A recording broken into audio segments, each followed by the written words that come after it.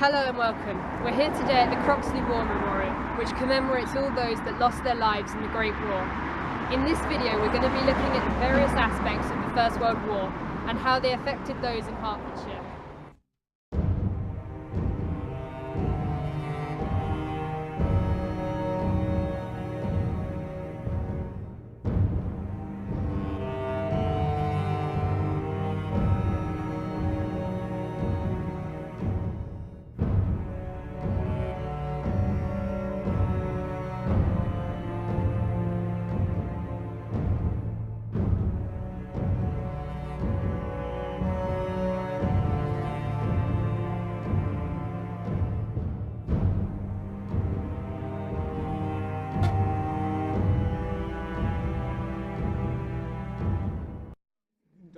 All Saints Church, which is situated just across the road from our school.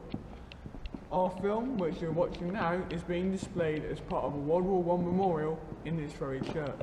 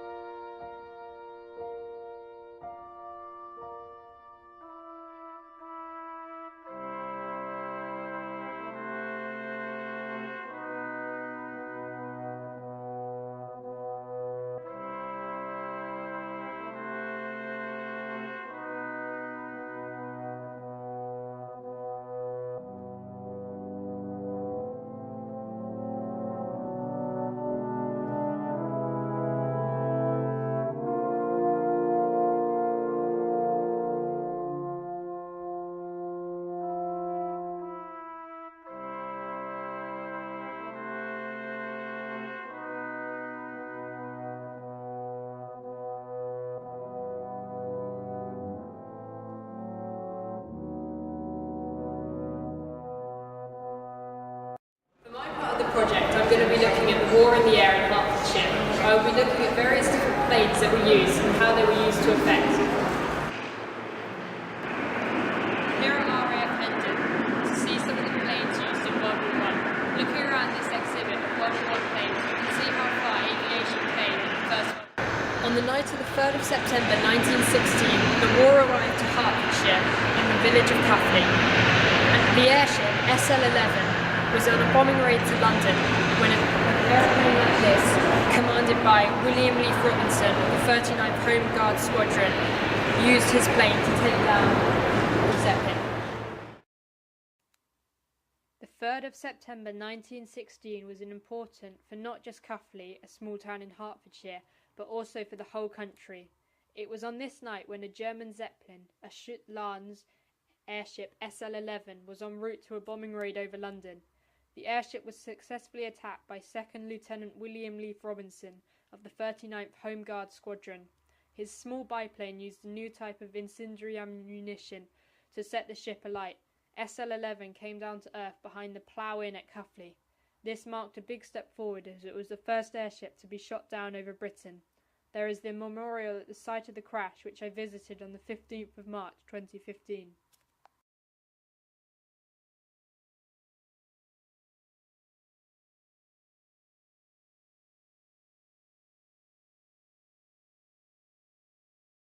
For my part of this project, I was investigating the involvement of tanks from Hertfordshire in World War I. Though there were no specific tank battalions from Hertfordshire that are remembered today, the first successful British tank, the Mark I, was developed and tested in Hertfordshire. This tank later remained at Hatfield as a memorial, but was transferred to the Bovington Tank Museum in Dorset, which I was unfortunately unable to visit due to it being so far away from here. The tank was a major breakthrough in wartime technology and went on to play a significant role in World War II, being used effectively by Nazi Germany and the Soviet Union. The trials of the world's first operational tank were held at Hatfield House in Hertfordshire during World War I. This prototype tank was built by William Foster and Company of Lincoln, and the two men most responsible for the design were William Tritton, managing director of the company, and Lieutenant W.G. Wilson, a naval officer who was later transferred to the army with the rank of major. Both initially developed their own designs, but it was Lieutenant Wilson who had the idea of having the tracks run right round the body of the tank, which was a rhomboid shape pointed at the top in front and sloping at the back. The first field trials were held at Hatfield on the 29th of January in 1916. The prototype tank had been brought up by train and driven into Hatfield Park under cover of darkness. Initially called land ships or land cruisers, at one stage the Royal Navy was leading their own development thanks to the first Sea Lord of the Admiralty, at the time one Winston S. Churchill, who knew about African armoured trains in the Boer War and the successful of Royal Navy armoured cars in Dunkirk in World War I. But this felt to be too descriptive and risked letting the secret out. It was decided that the name had to be consistent with the covered shape of the vehicle while in transit. Cistern, container and reservoir were ultimately dropped in favour of the shorter, catchier but ambiguous name tank. The second series of trials at Hatfield were held on the 2nd of February in 1916, this time in front of several senior generals and political leaders.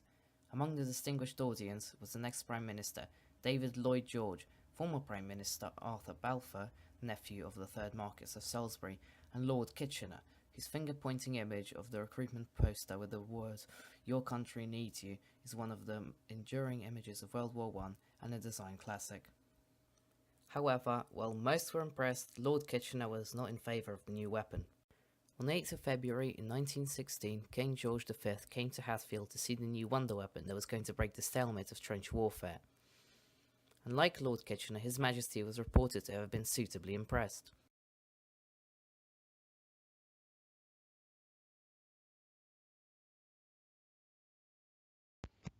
The oldest service in the UK is the Royal Navy, and it used to be one of the most powerful navies in the world, but following victory in the First World War, the Royal Navy was significantly reduced in size. Although at the onset of the Second World War, it was still the largest in the world. By the end of the Second World War, the United States Navy had emerged as the world's largest. During the Cold War, the Royal Navy transformed into a primarily anti-submarine force hunting for Soviet submarines, most actively in the GIUK gap. Following the collapse of the Soviet Union, its focus has returned to expeditionary operations around the world and providing humanitarian assistance for those in need. The Royal Navy played a major part in the First World War, fighting at battles such as Gallipoli and the Battle of Jutland. I want to know, what was Watford's contribution to World War I naval warfare? I'm here in Portsmouth to find out the lives of Stoker First Class Needle and others in World War I. On the 5th of August 1914, this gun, the one behind me, fired the first shots in the war at sea, which saved 43,930 Royal Navy lives. War had started 2300 on the 4th of August. Hours later, the destroyer HMS Lance and sister ship Landwehr found the German mine layer, Colin Louise setting explosive mines off the Dutch coast. Lance sank the ship with this 4-inch gun. The Colin Louise was the first naval casualty of the First War. Watford's contribution to World War I naval warfare was that of the lives of 3 young men, Stoker First Class Needle, Audrey Seaman Gross, and Private Bruty. Stoker First Class Frank Needle served on board HMS Paragon as part of the Royal Navy in World War I.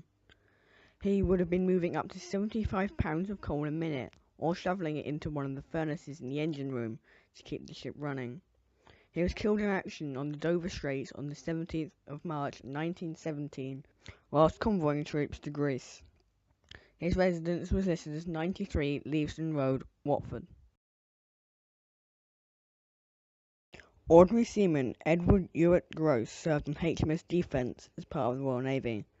He was killed in action on the Battle of Jutland on the 31st of May 1916, aged only 18, by the German cruiser SMS Wiesbaden. His residence was listed as 52 Harwards Road, Watford. Private Frederick Charles Bruty was part of the Royal Naval Division of the Royal Marines Light Infantry, killed in action in Gallipoli on the 20th of May 1915. His residence was listed as 82 Kensington Road, Watford. HMS Renown was the head of her class, which was the Renown class, battle cruisers. She was launched in 1916, but the Royal Masonic School for Boys, which is now closed, had the ship's bell, and that was situated in Bushy, Hertfordshire. And now Rickmansworth and Watford Sea Cadet Unit is heavily affiliated and shares the name, TS Renown, with the ship.